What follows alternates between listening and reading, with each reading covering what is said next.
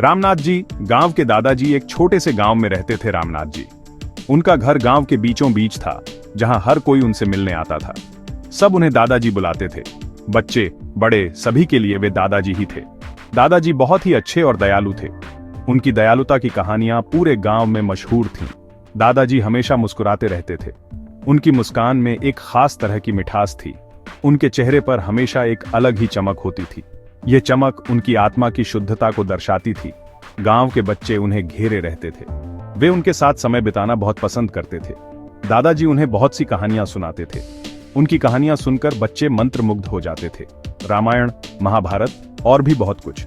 उनकी कहानियों में हमेशा कोई ना कोई सीख छुपी होती थी। बच्चे दादाजी की कहानियां सुनना बहुत पसंद करते थे। वे उनकी कहानियों से प्रेरणा लेते थे और उन्हें अपने जीवन में अपनाते थे। कहानियों का खजाना जो हमें हमारे दादाजी से मिला। दादाजी सिर्फ कहानियां ही नहीं सुनाते थे, बल्कि बच्चों को अच्छी बातें भी सिखाते थे। उनकी कहानियों में जीवन के महत्वपूर्ण सबक छुपे होते थे। सच का साथ देने की सीख, ईमानदारी की सीख और नैतिकता का महत्व, और सबसे बढ़कर अच्छे होने का रास्ता। दादाजी की कहानियां हमें सही और गलत का फर्क समझाती थीं। बच्चे भी दादाजी की बातें ध्यान से सुनते थे। उनकी हर बात में एक गहरा अर्थ होता था। उन्हें दादाजी की हर बात बहुत अच्छी लगती थी। उनकी कहानियां सुनकर बच्चे बहुत खुश होते थे। दादाजी गांव की शान थे। उनका व्यक्तित्व ही ऐसा था कि हर कोई उनका आदर करता था। सब उनका बहुत आदर करते थे। उनकी उपस्थिति से गांव में एक अलग ही माहौल बन जाता था। दूर दूर से लोग उनसे मिलने आते थे। उनकी कहानियां सुनने के लिए लोग बेसब्री से इंतजार करते थे। उनकी बातों में एक अलग ही मिठास होती थी। उनकी कहानियां सुनकर हर कोई मंत्रमुग्ध हो जाता था। एक युग का अंत। एक दिन अचानक दादाजी बीमार पड़ गए। गांव के लोग बहुत परेशान हो गए। सबने उनके ठीक होने की दुआ मांगी, लेकिन किस्मत को कुछ और ही मंजूर था। कुछ ही दिनों में दादाजी गुजर गए। गांव में दुख छा गया। सबकी आंखें नम थीं। बच्चों को तो यकीन ही नहीं हो रहा था कि उनके प्यारे दादाजी अब नहीं रहे। गांव में सन्नाटा छा गया था। यादों का दिया। दादाजी को पूरे सम्मान के साथ अंतिम विदाई दी गई। गांव के बाहर एक पेड़ के नीचे उनकी कब्र बनाई गई। गांव वाले अक्सर वहां आते और दादाजी को याद करते। उनकी यादें अब भी उनके साथ थीं। उनकी कहानियां, उनकी सीख, सब कुछ। ऐसा लगता था जैसे दादाजी आज भी उनके बीच मौजूद हैं।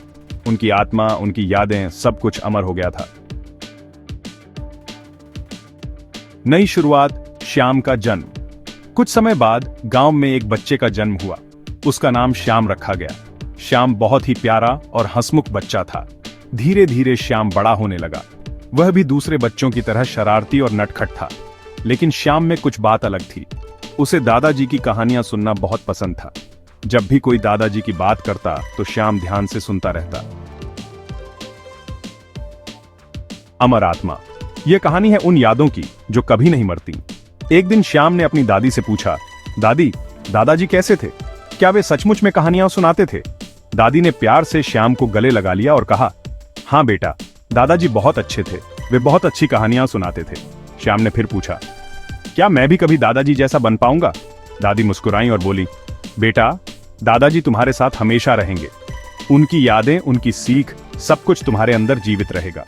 श्याम ने दादी की बातों को ध्यान से सुना और उसकी आंखों में चमक आ गई।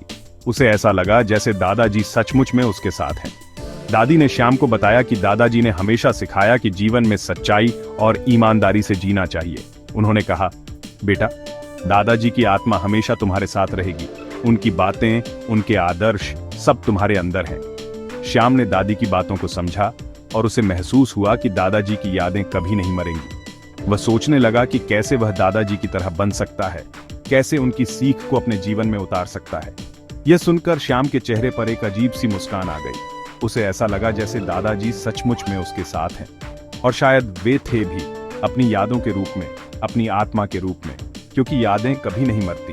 वे हमेशा हमारे साथ रहती हैं, हमें सिखाती हैं, हमें प्रेरित करती हैं। और इस तरह श्याम ने समझा कि दादाजी की आत्मा हमेशा उसके साथ रहेगी, उसे मार्गदर्शन करती रहेगी। क्योंकि यादें कभी नहीं मरती। वे हमारे जीवन का हिस्सा बन जाती हैं, हमें हमेशा के लिए जोड़ती हैं।